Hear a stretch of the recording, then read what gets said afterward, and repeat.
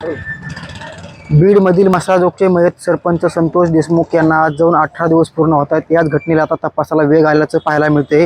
हा संपूर्ण तपास जे आहे ते CIDकडे वर्ग करण्यात आला होता। CIDचे अप्पर पोलीस महासंचालक प्रशांत बरोडे हे दुसऱ्या दिवशी देखील बीडमध्ये तर ठोकून आहेत। आपण पाहू शकतो की बीडमध्ये याच घटनेच्या निषेधार्थ आणि मुख्य मास्टरमाइंडला अटक करावी या मागणीसाठी मोठा मूक मोर्चा काढण्यात येऊन त्याच्या अगोदर आता CIDच्या तपासाला वेग येताना पाहायला मिळतोय।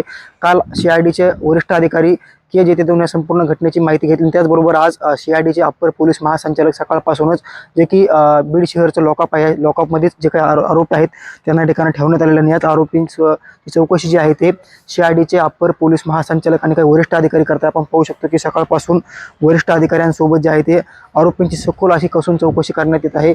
एकंदरीत पाहायला गेलं तर या घटनेला आज 18 दिवस पूर्ण होत आहेत आणि कुठेतरी मूकमोर्चा निघत असताना या ठिकाणी आरोपींना का अटक केली जात नाही, लवकर चौकशी का होत नाही, असा एक आक्रोश बीडमध्ये पाहायला मिळाला।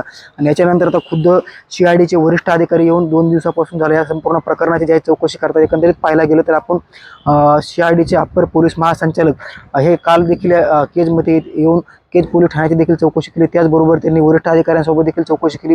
बीडचे पोलीस अधीक्षक नवनीत कावंत यांच्यासोबत देखील त्यांनी या संपूर्ण घटनेची चौकशी केली। आज स्वतः CIDचे अप्पर पोलीस महासंचालक सकाळपासूनच बीडमध्ये दाखल झालेले आहेत। बीड शहर येथे लॉकअप आहे। याच लॉकअपमधील जे की हत्याकांडातील जे आरोपी आहेत आणि खंडणीमधील एक आरोपी आहेत या लॉकअपमध्ये ठेवण्यात आलेला आहे। याच आरोपींसोबत जे आहे ते कसून चौकशी जी आहे ते अप्पर पोलीस महासंचालक करत आहेत। त्याचबरोबर या बीड शहरचे पोलीस निरीक्षक देखील या ठिकाणी बल्लाळ म्हणून आहेत, ते देखील या ठिकाणी उपस्थित आहेत। त्याचबरोबर वरिष्ठ अधिकाऱ्यांचा देखील फौज फाटा या ठिकाणी तैनात करण्यात आला आहे। उद्या 28 डिसेंबरला याच घटनेच्या निषेधार्थ बीडमध्ये मोर्चा निघतोय आणि त्याच्या अगोदर काही धागेदोरे CIDच्या हाती लागतात का, आणखी काही आरोपी सापडतात का, हेच पाहणं महत्त्वाचं असणार आहे। मात्र 2 दिवसापासून CIDचे वरिष्ठ अधिकारी जे आहेत की अप्पर पोलीस महासंचालक प्रशांत बरोडे बीडमध्ये दाखल झाल्यामुळे आणि बीडमध्ये तळ ठोकून असल्यामुळे जे काही तपास यंत्रणा आहे कुठेतरी हलताना पाहायला मिळत आहे।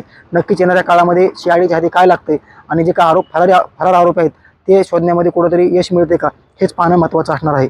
मुंबई तकसाठी योगेश काशीद, बीड।